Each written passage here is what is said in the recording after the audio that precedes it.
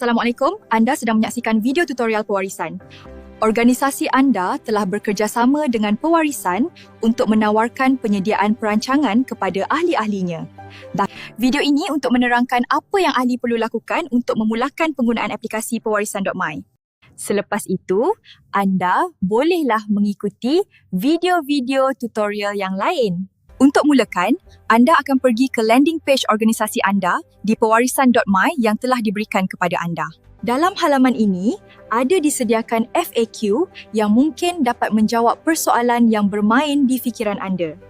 Anda perlu masukkan nombor telefon anda yang digunakan dengan WhatsApp. Untuk makluman, saluran komunikasi utama kami dengan anda ialah melalui WhatsApp. Ikut arahan yang diberikan. Setelah selesai daftar, anda akan dibawa ke laman ahli. Laman ahli ini adalah laman yang paling banyak anda akan gunakan untuk keperluan anda. Sebagai permulaan, anda boleh lihat di langkah 1 untuk kemaskini maklumat anda. Alia cadangkan anda gunakan peluang ini untuk tukar password anda. Alang-alang dah tukar tu, boleh masukkan juga email jika ada dan masukkan juga alamat lengkap residensi anda. Ini penting kerana untuk penyediaan wasiat, alamat yang sah perlu dinyatakan. Anda boleh teruskan dengan langkah 2 dan langkah 3. Untuk penyediaan wasiat, anda bolehlah pergi ke langkah 3. Anda boleh masukkan maklumat untuk penyediaan dokumen-dokumen pewarisan anda. Terdapat 3 bahagian di bawah skrin rancang pewarisan.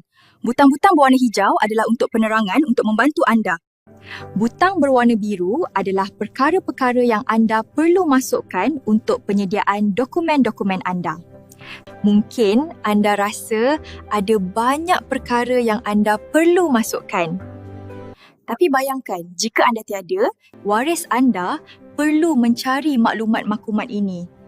Lebih susah rasanya kan? Tapi jangan risau, anda tidak perlu sediakan maklumat ini dalam satu masa.